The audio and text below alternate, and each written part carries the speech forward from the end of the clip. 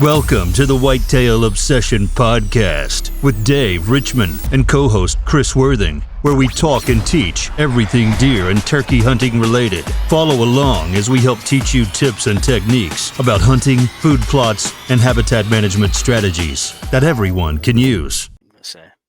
Podcast 104. Harry back. Podcast 104. Podcast 104. Merry Christmas. Pre-Merry Christmas. It'll be Merry Christmas time. Oh, that's right. I'm sorry. We're supposed to say Happy Holidays now, right? No. Or is it Merry Christmas? Merry Christmas. I say Merry Christmas and I got my jammies on. Please sit back down because I don't want to see that. I got my jammies on. And there's a bug flying in my screen. I got them. Podcast 104. We're going to talk about the best food plot because we're getting into that late season. So, how these deer are fed through the winter and leading into that spring green up, this is a great time to discuss this because Great timing, Dave.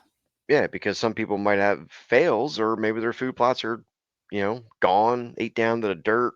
Maybe they got nothing because they got wiped out. They planted the wrong species according to their property. Maybe they got species. Yeah, maybe they got too many deer and it wiped them out. So, we're going to talk about that and how you can maybe plan to have a better situation for next year. So we'll talk about a couple different instances, and I'll go over some stuff, and you can go over some stuff. And bug in my face. Well, why don't you handle that later? Because we're on a podcast. Can't. It's trying to get in my eyeball. Focus. Pay attention. People are listening.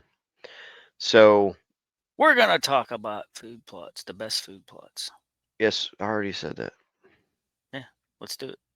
I'm waiting on you. Okay, so here's what I think needs to happen. Ready for this? I'm ready for it.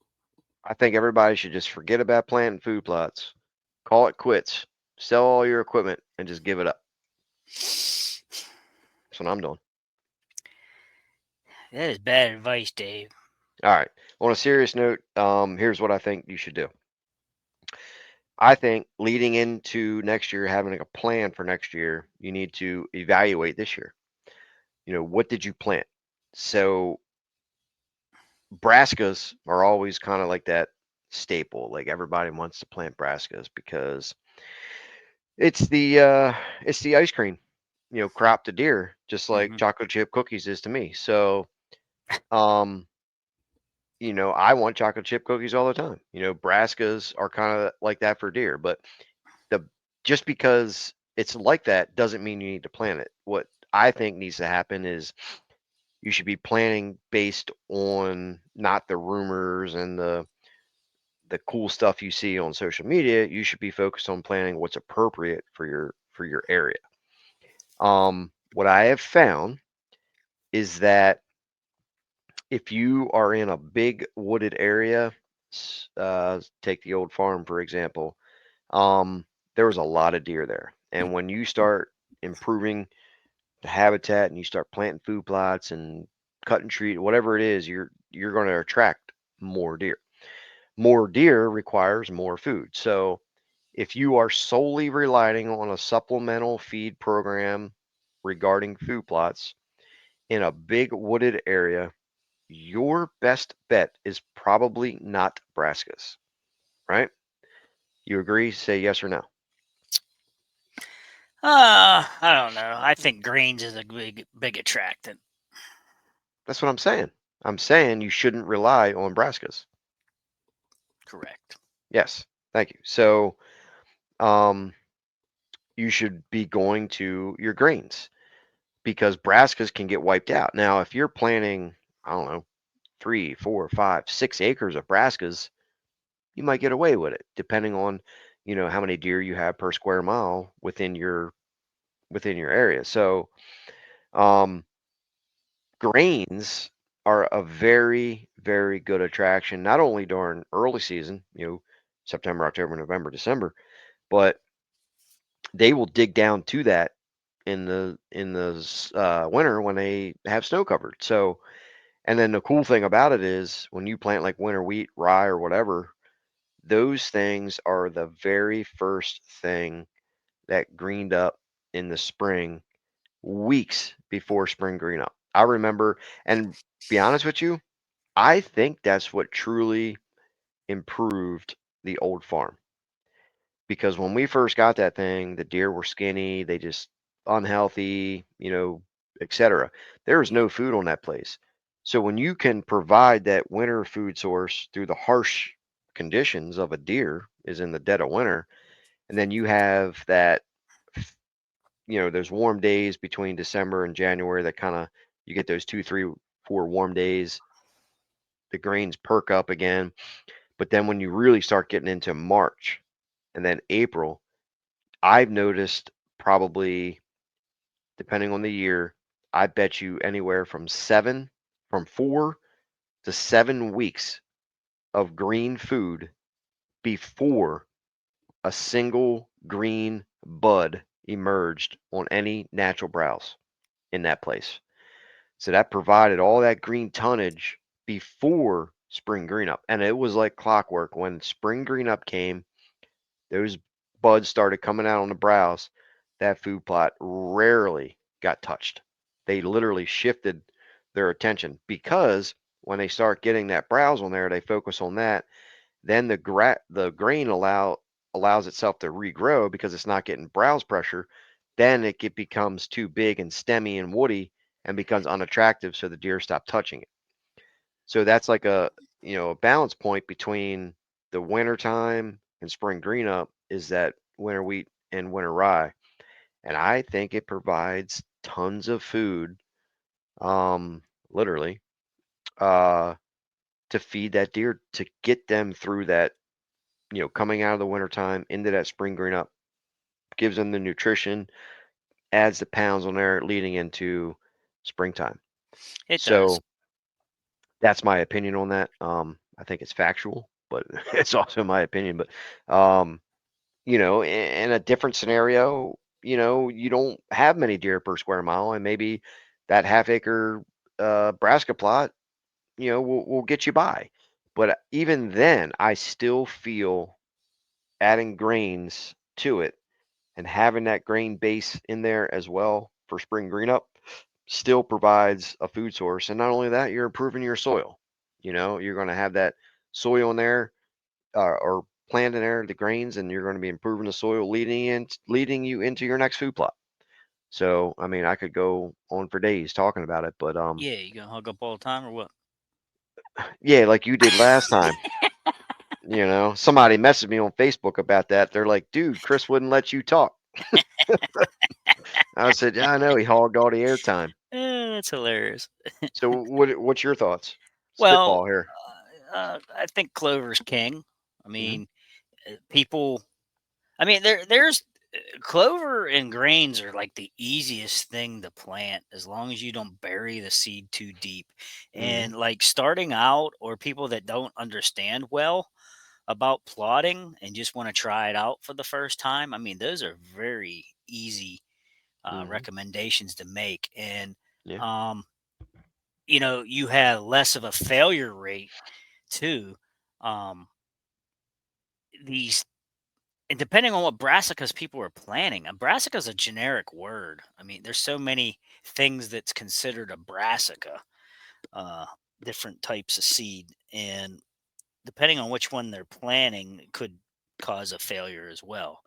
But if you're going to go with brassicas, the easiest thing to establish would probably be like the rapes or the purple tops. Um, and that is like usually, like you were saying, the ice cream, the easiest thing to establish as far as brassicas go, and that's the thing that they probably will hammer the heck out of the most, in my experience, in my area.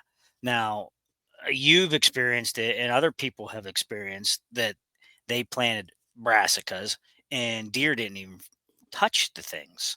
Hmm. Um, it's area specific, I guess. I just saw a post about it today, as a matter of fact. You and I both know the fella that does a consulting business around my area, and he posted that the difference in the land that when he first started it, the first couple of years he started to plot his property, that the deer only ate the green tops off of them. They didn't dig for bulbs at all. And he said now that he's been planting them in the same area for years on end, now he showed a picture of then and now, and the picture that he had up, they just destroyed it. And they're basically standing in a plot that looks like mud, Hmm. but heads down, still eating right to the dirt. Um, I'm not quite sure who that is, but I'll find out when well, we get off. yeah, you know him well, but we I truly do think that the grains in the clover though Hmm. is the way to go. Um, I've transitioned all my plots back to clovers. Uh, I do have a spot here and there that I will hunt over that I do put in a small uh, strip of brassica just for that extra attractability, hoping that they would truly like it in addition to the clovers. And that did work very well this past year. I mean, minus the drought like conditions and things that we had. It wasn't a beautiful plot by any stretch, but I went over and looked at the my food plots here the other day, and that one was a late bloomer because we started getting the moisture into October and things Hmm. when everybody was giving up on their plots. It was I dry, just man. was it was dry, but everybody had given up and was like, "Screw this! I'm not worried about it no more." Well, I just I kept putting some water to it. Uh, I fertilized a little bit with some straight nitrogen and things. Tried to give it a boost that way. So any moisture that came along, it would it would get a little feed from that. You And gave it a boost. I did give it a boost, and it juiced up. And the center portion over there, I have 2 blocks of clover on both sides, and the center portion was the wingman from Domain, You need a and booster seat. it it You, it is you green, green, green, ignored green. it. You I need a did booster ignore it. seat. I did ignore it. It is very green in the center portion there. I mean, the clover's still great looking, but the wingman in the middle is very green right now. And I went, like I said, I went over there the other night and I was touching up some vines and getting camera cards and things, swapping cards, and there was 7 deer. Now, rifle just ended on Saturday, and this was Monday evening, Hmm. and the deer were already back out in the plots. And that's another thing. Um, if we're going to talk about attractability, and this portion of time right now is when the deer are trying to recover from being chased around. And if you have something that's decent in a plot, they're going to start hitting your fields here real quick, your Hmm. plots. Um, I've got them on camera. I'm seeing them out in the field in the plots already. Um, I haven't seen bucks, but I mean, there's a million does out there, and that's great because I have late flintlock season coming the day after Christmas, and it's until January 20th, and I have a couple tags. So You with these s- doe coming around, I should be able to bag a couple doe here. speaking, I got three things real quick Hmm. on that clover thing you're talking about. I agree, Yeah. Clover King. It's best all around. Hmm. But the only thing I will say with that is, even though if you're planting clover, I think it still benefits to plant grains because the grain is still going to green up faster than the clover in the spring. Hmm. So And you're going to have that extra that's food. why I don't have just a solid block of Yeah, clover. yeah. I You know, just wanted to mention that so yeah, people know. yeah. I broke it up, and that's why I have something in the center that has grains in it. Yep. So. Second thing, before Mhm. I forget, is that the picture I sent you the other day, my buddy Fields. I just did some consulting with him over the phone. Oh, the guy that got the nice buck. Yeah, local. He's about 30 minutes from me, but Yeah. he planted his first food plot this year in the spring. He planted clover, right? Okay. Hmm. So he planted clover. He got it established good. I think he was using IMOX, get some wheat, got it going good. Yeah. But his wife killed a really nice. She's pregnant. She killed a very nice bow buck over it during the rut, and he's Oh. only got like 10 acres, but over the clover. Then whatever it was a week ago, I wake up and he texts me a really, really And nice he buck got he a nice shot one. over the same food plot, which was clover. And here we Nice. are in mid December. Right. So clover can be a very powerful thing. That's I a had good tool. clover. I had clover on the farm, and deer will dig down in the snow to get to it. You know, Hmm. it does go dormant. Usually when you get the cold temps, it will kind of go dormant. But Yeah. if there's nothing else there, then they're still going to eat it. Right. And Um, I had a big Instagram post there last winter because somebody made a comment to me and said that they won't dig for clover, and oh, they I will. took them out behind the camp and uh showed all the spots that they dug down and was eating the clover, because that's all I had planted over there was clover only. I got it on video. You know, That they'll dig down to it. Now it'll be dormant to where it's not physically growing, and then when a plant is right? dormant, yeah, it's not as palatable. But It's it's not. there, It's there. It's and they green. know it. It's right. It's not actively, I guess, taking in nutrients, so it's going to be less palatable and stuff. But the deer 100% will dig down Sure. and eat it. Just Hmm. like people say that deer won't eat alfalfa, Mm. after it gets a frost. But I've seen videos and stuff where the deer will eat it. So just you can never say no in the deer hunting world. Yeah, I think that's actually an accurate statement, because you, like you said earlier, you get people saying that, oh, they didn't eat my brassicas, they won't eat my brassicas. Well, I'm not sure that they weren't eating your brassicas. They may have tried to eat your brassicas and didn't like them. Hmm. Maybe some kind of fertility was off and they were bitter or something. They just didn't taste right to them. I don't know, but uh, yeah, I've seen some deer lately eat some weird stuff, and it was like, wow, you know, like I had the boy down in the shanty during rifle season, and a couple of doe came in, and she had her head up in the pine boughs, and I thought she was like in there working a licking branch or something. But then I put the binos up, and here she was actually eating the pine boughs, which she has no reason to. She was coming to my food plot. There was food right there in the food plot. There's no reason, because we always tell people, if they're eating ferns or pine boughs, usually that is like a sign of starvation mode, survival mode or something. But You know what there's I no, think? there was no You, reason for that.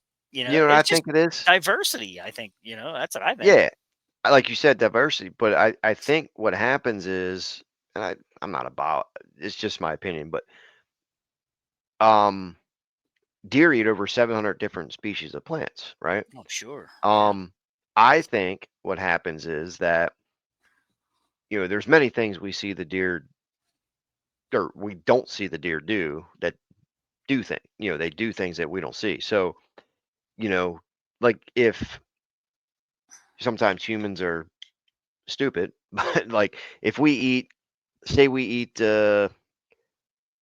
steak every single day. I mean, you can argue that you get all your nutrients, but we're going to be missing other nutrients, right? So if deer only eat one single food plot, that food plot is going to be missing some sort of nutrient. So Yeah. maybe there was something in them pine needles that Yeah. deer knew it had to eat to balance its diet. Yeah. I think there's certain nutrients, obviously, in different things, and they know what to do to balance their diet. Just like, They do know. yeah, I mean, I don't know deer eat. how, but It's just human, they know what to they do. they You do know, know what to do. I just was like at a you, show. Good. just like you saw deer eating the bottom, the roots of The a fern, ball, right? yeah, the There was ball. something in there that deer needed. Yeah, he was literally picking the fern out of the ground, Hmm. popping it out, and flipping it in his mouth. He didn't Hmm. drop it or anything. He just rolled it around in his mouth until he had the root ball in his mouth, and Hmm. he chewed that up almost like a wild onion or something, and then Hmm. just dropped the green right out of his mouth. And It's he so just kept doing interesting. that. And I would have never ever believed it if I didn't film it. Yeah, That was yeah. out of So a tree stand that I filmed that. yeah, that's so Um, interesting. it was very interesting. I There forget was what I was something just there. gonna say though. I was gonna tell you. I was just gonna say something. And I forgot. Something there that he But needed. yeah, but they. Oh, I know what I was gonna say. I was at a show one time, and a guy was trying to. He was a supplemental feed type of guy selling supplemental feed like deer pellets that smelled. Raccoon feed. Yeah, basically, they smelled like apples or something, and but he was telling me where he is at. He was not an advocate of dumping stuff in the dirt, as I am not either. I don't like them to have to eat dirt, but they will. I mean, they can and will, and it doesn't really hurt them. But I know fawns eat dirt because it I helps mean, there's their vitamins and digestion. minerals in that too, I'm sure. But anyhow, he said that he doesn't like to make them eat dirt and doesn't like to dump it on the ground. So he makes like little stands, wooden stands, and he puts the supplemental feed on the stand. But he says he takes a box of baking soda and he sprinkles that food towards the back of the feeder. Now he doesn't sprinkle over the food. He just puts a little pile of it back there behind the food. And he said the deer know when they need that, they will lap up that baking soda. And he said, think about it. You get like digestive problems or heartburn and things like that. He said deer will get that way too. And when they get a funky feeling, he says they will eat that, and that will neutralize like their stomach or whatever, Hmm.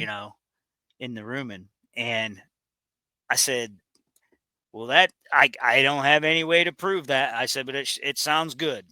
You know, I Well, said that that when it they, kind of makes sense, but I can't prove, or yeah, neither can he probably prove that that's really what it's there. What he puts it out there for. yeah, it But just neutralizes the acid or whatever. you But know, it's usually in feed. You'll see it in there. You know, as uh, what is it? Bicar sodium bicarbonate. Yeah, sodium bicarbonate. You'll see it in the feed. Um, so yeah, there's something to it.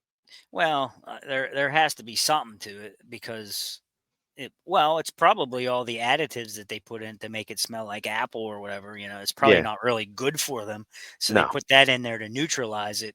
right. You know, but yeah, it was a protein pellet vendor, and he was telling me that's what they do. They put some baking soda along with their mix, and the deer come along and Keeps they it know when fresh. he said they don't always do it, but they know when they need it and it's there for them and they eat it when they want to. Keeps it fresh. I thought it was interesting. Like I said, I don't know that there's any. I don't know. Maybe somebody knows. I don't know, but I don't know that there's any information to back that up. But that would be really interesting if somebody knew something about that You that need a could step stool. prove it. So You need a step stool. whatever. It's Christmas. How low do you put your lowest stick on the ground to climb a tree? 6 inches off the ground so you can lift your foot up, lift your foot up to Oh it. my gosh! I'll kick you in the face. I don't need to go low. 2 feet, 1 foot. What? Whatever. You're upset. I got an 8er, so it don't matter. You're steaming. I could put the stick 3 foot high and put the 8er down low. Your blood pressure's high right now. Wouldn't matter. 140 over 97. Yeah, whatever. All right. So Overall, if somebody had to pick a food plot to plant, would it be clover? I'd Or go would with it- clover first. Listen. Would it be clover or grain based? Give it 5 seconds and answer. Clover. If Nope, I'm somebody going had with clover.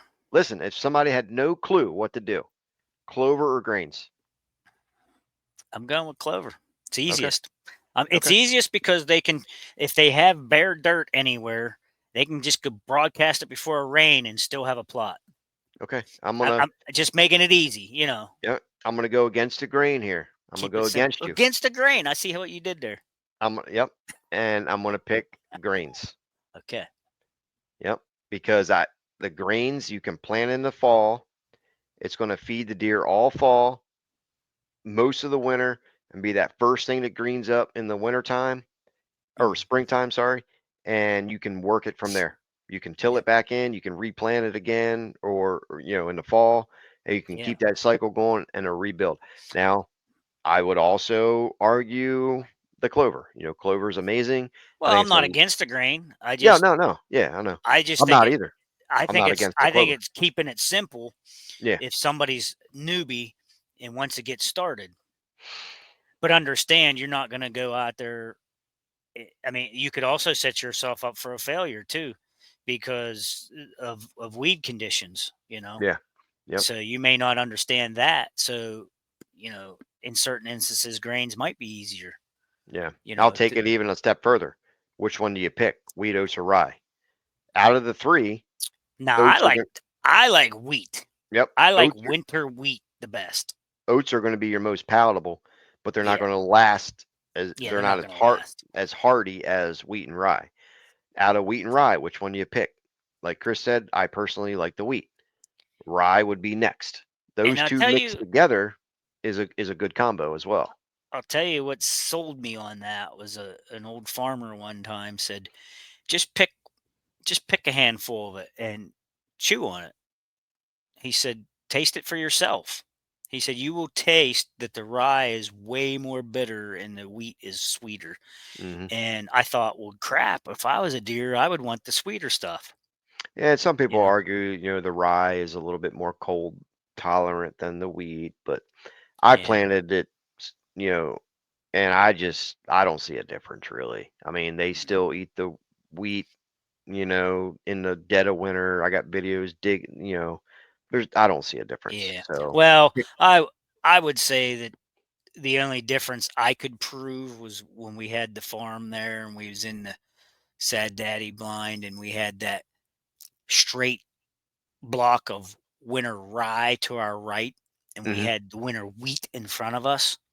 They would walk through the rye head up to get to the winter wheat and get to head down and eat. I agree. And we shot all those doe in front of us in the They wheat. went right to the wheat. Yes, they did. So to me, that was proof in the pudding. Which another scenario, another argument, well, not argument, but just clarification on that. If I was a deer, I would have wanted to feed. You'd just be a spike. Listen, if I was wanted, I'm gonna kill you, Nick, because now I can't speak. One horn spike. If I was a deer, I would have wanted to feed in the rye plot because it was a smaller plot, more secure up against the wood line. Mm. Why walk through that across the road Yeah. into a wide open field when you could feed on that? They literally walked right through there. All them deer fed in the wheat over the rye. Mm-hmm. So now I'm not saying that's going to be everywhere. Right. That's my experience. Everything that I've seen is always the winter wheat over the rye. You can't go wrong mixing it, making it a blend either. No, Blend it up. absolutely Put it all together. Wheat, oats, rye, and clover. Put it all in. That way it all becomes palatable at different times. And I've done that too. so Yep. can't go All right. wrong. Podcast 104 That's your best plot. in the books.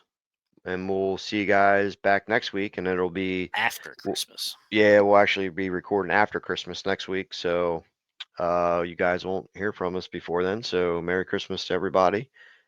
Today's Thursday, so next Wednesday is Christmas. So Merry Christmas to everybody, and be safe. See ya, folks. Later. Ho, ho, ho.